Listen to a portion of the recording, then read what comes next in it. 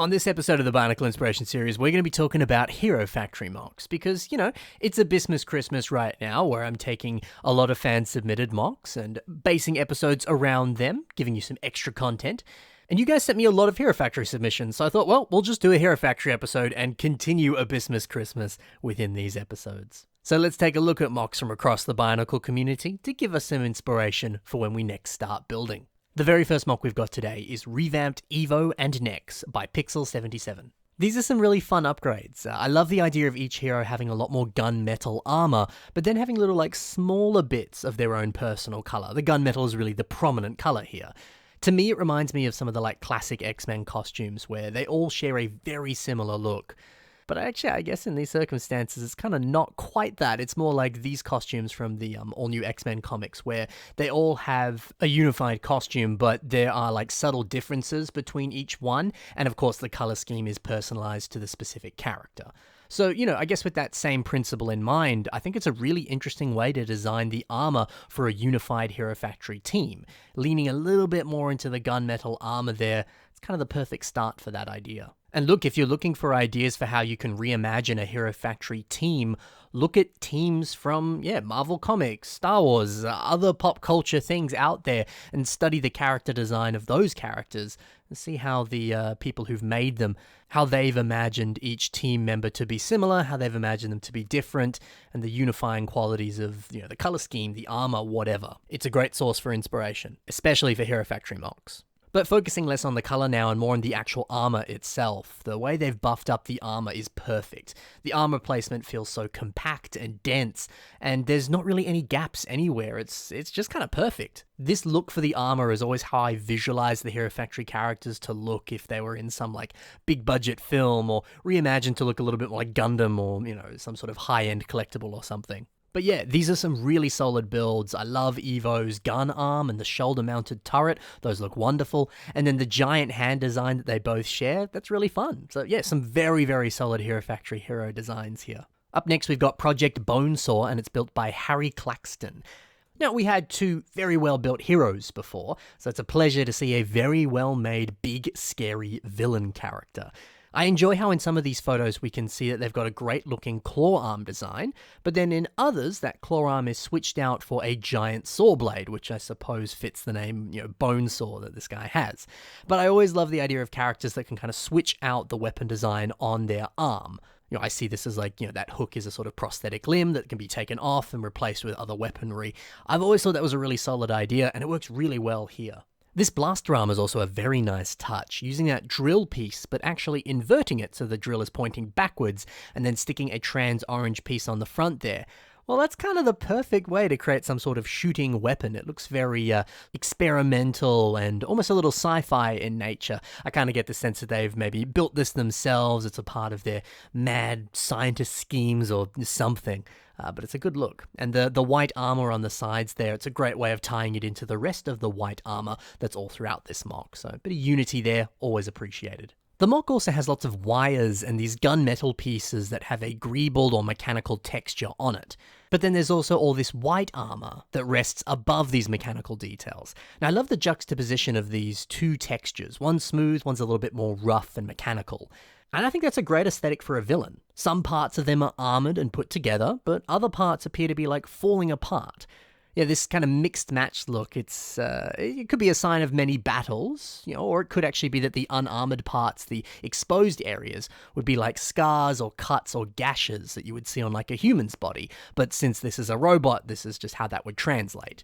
And that can be a bit of a trope amongst villain characters in all sorts of Western storytelling, that they have a more deformed body or they've got scars across their face, all sorts of stuff like that. That's kind of sort of been translated here in a unique way. It's cool. Up next is Evo 3.0, Bioformer, and this is built by Medicine Man.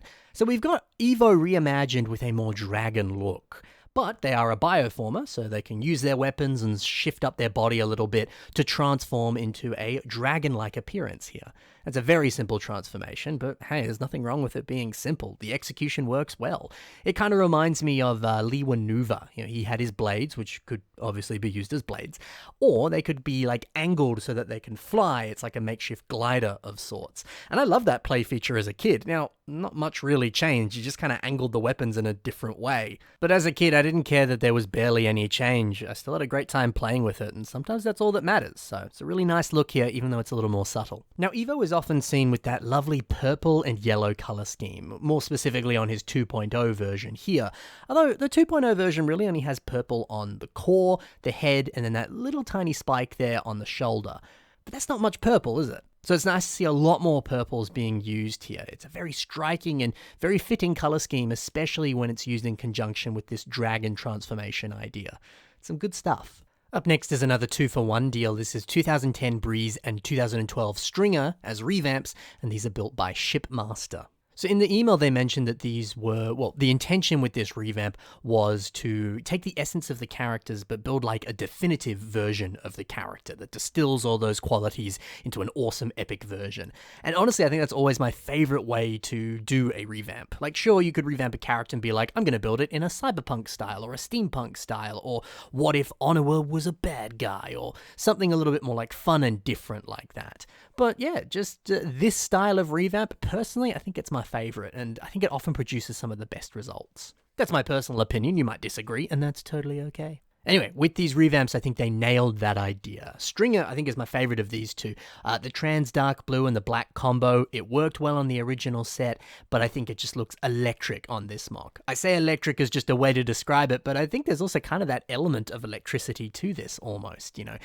Stringer had that sort of like, he had the guitar and he had the sort of like sound powers in that sense. So electricity kind of works into that, or I see that color scheme, I can think of like sound waves and stuff, so upping up the trans blue there, it sort of works with Stormer's power set very well. Oh, and these shoulders are good fun. Using some wheel pieces here to get a very big and bulky look, it works great.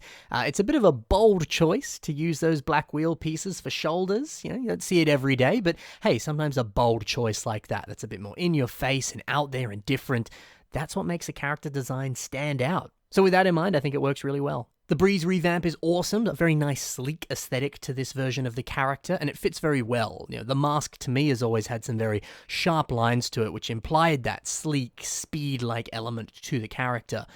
So adding those Lime Technique panels coming out of the back, it just continues that same aesthetic even more by having even more sharp lines and sleek stuff going on. It works well. So that was a great inclusion, and it makes for a nice unified design. And speaking of a unified design, the Breeze 1.0 torso combined with the feet and the head, they work very nicely when you partner that with some CCBS armor pieces. It's great to see how much the 1.0 pieces complement the 2.0 pieces, because the style of those two sets was very different.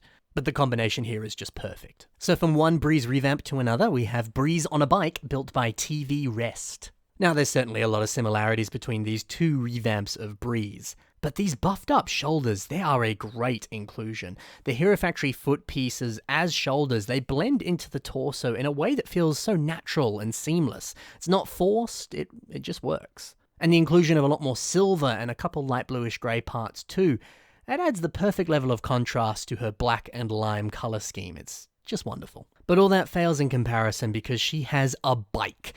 And that makes her 1,000 times cooler. Now, this bike isn't actually a mock, it's set 42107, but hey, Technic sets look really good, and especially this one. And the fact, too, that this is kind of within the scale of a standard construction character, well, it's the perfect opportunity to just merge the two together. I mean, dude, the red combined with the lime of Breeze, it's a wonderful contrasting color scheme that just looks so lovely. And then the sleek, sharp lines of her mask, they give off that sense of speed. So, for all the characters to be riding a bike, it's an oddly perfect fit to have Breeze on there, because her aesthetic just naturally lends itself to it in all the right ways. So hey, go out there and buy a Technic set, specifically some of the Technic bikes, and then build a Bionicle or Construction character to ride on top of it, because it looks really cool and it's a perfect fit. And then you don't even have to build the bike, you can just buy the set. So it takes some of the work out for you and makes it a little bit easy, and you get a great end result. What a winning combination.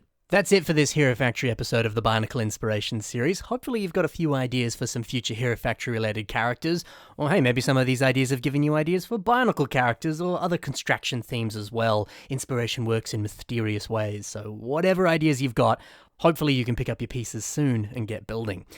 Check the links in the description below to see more from these builders today. A lot of these fan submitted mocks didn't include links today, but I think there's one there, so you can check that out and let them know what you thought of their incredible mock. Or you could even just leave a comment below since these guys don't have their social media and maybe they can read the comments and see your thoughts on their incredible creations. Also in the links below are links to my own social media, so you can check out stuff that I've got going on over there. And of course, the submission email is currently on your screen, so if you'd like to submit mocks to the show, you can do so with that email address. It's also in the description below if you want to copy and paste it. So next week should be the last episode of Abyssmas Christmas. If I haven't featured your mock yet and you haven't been featured on the show previously, let me know in the comments below and I'll do my best to feature you in the next episode. I don't normally do this. Normally you just gotta have to wait because I have a lot of submissions this year. There's a huge number. I just cannot work my way through all of them. But if you have been waiting a while and you ask nicely, I'll see what I can do. It's my Christmas treat to you. Anyway, thank you so much for watching, guys. I hope you very much enjoyed this episode. Happy building, and bye for now.